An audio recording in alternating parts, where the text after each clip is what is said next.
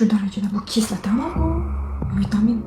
Nahotki biz mana shu narsani iste'mol qilamiz. Vitamin deb. Bu ma'lumot o'ta muhim ma'lumot. Bu videoni o'tkazib bormang va oxirigacha ko'ring. Kiyimimga e'tibor bermaysiz. Kun bo'yi uyda bo'ldim, ozgina mazam qochdi. Odatda men hech kasal bo'lmayman. Bo'lsa ham ozgina boshim og'rib, qo'yib yuborishim mumkin yoki ba'zida shamollab turaman. Shu boshqa jiddiy bir hech qanaqa bir kasalga yo'liqmaganman. Lekin qaranglar, sizlarga aytmoqchi bo'lganim, men bu vitaminlarni olib iste'mol qilishni ichishni boshlagandim. Omega 3, vitamin D3, o'sha vitamin D, kalsiy, sink. Xullas, mana shu vitaminlarni ichishni boshlagandim, lekin menda shunaqa bo'ldiki, oshqozonimda qanaqadir og'irlik paydo bo'ldi, og'rishni boshladi. Endi mana shularni ichishni boshlaganimdan keyin to'xtatdim. Chunki men hech dori ichmayman, bilasiz. Buni ko'p marta aytganman. Kimikal dori ukollardan umuman foydalanmaydigan insonman.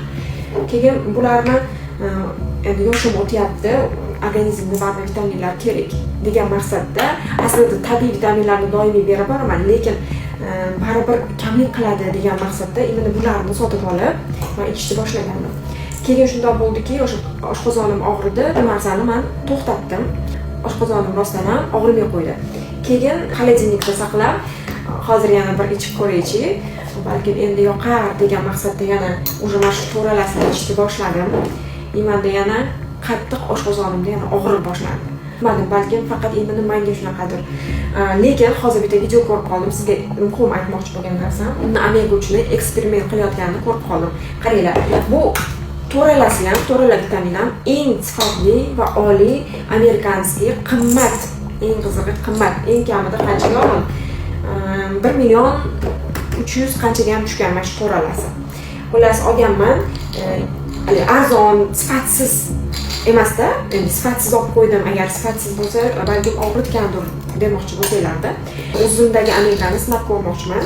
Buni sizlar bilan hozir mana ko'zinglar oldida bu narsani qilaman. Lekin agar hozirgi eksperimentim yomon bo'ladigan bo'lsa, demak men bulardan butunlay voz kechaman.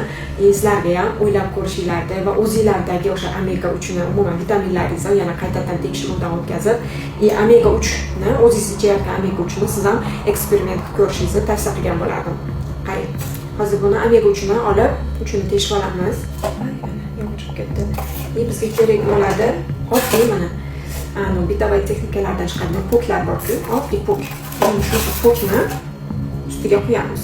Haqiqiy bo'lsa va inson organizmiga foydali omega 3 bo'lsa, so'rilish qiyin bo'lib, o'sha joyning o'zida so'rilib ketar ekan to'g'rilikcha. Lekin omega 3imizda kimyoviy vositalar bo'lsa, qanaqadir inson organizmiga zararli kimikatlar qo'shilgan bo'lsa, shunaqa bo'lar ekanki, tez so'rilib, hozir kamerani.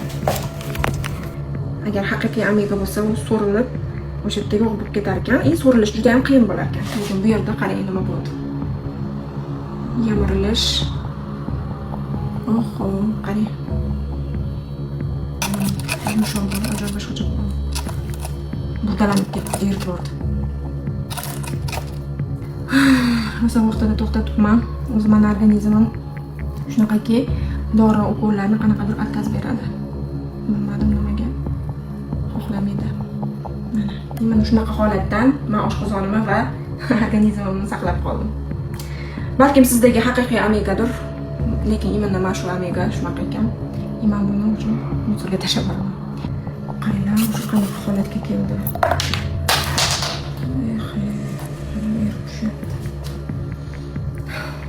Xullas, men tushunmadim. Agar kimdir shu narsaga aql yetsa va vitaminlarni tushunsa, menga odziv sifatida biror bir video chiqarishingizni xohlagan bo'lardim. Men baribir bunga tushunmadim, to'g'risi. Nimaga endi bunaqa bo'ldi? Nahotki biz mana shu narsani iste'mol qilamiz. Bu vitamin bo'lishi mumkinmi? Siz ham o'zingizdagi omega 3 ni tekshirib ko'ring, eksperiment qilib va kommentariyada javoblaringizni kutib qolaman. O'sha qarang, qanaqa holatga keldi? O'sha teshib o'tibdi. Teshib, yonimga oqyapti. Shu darajada bu kislotami bu? Vitamin. Tushunmadim.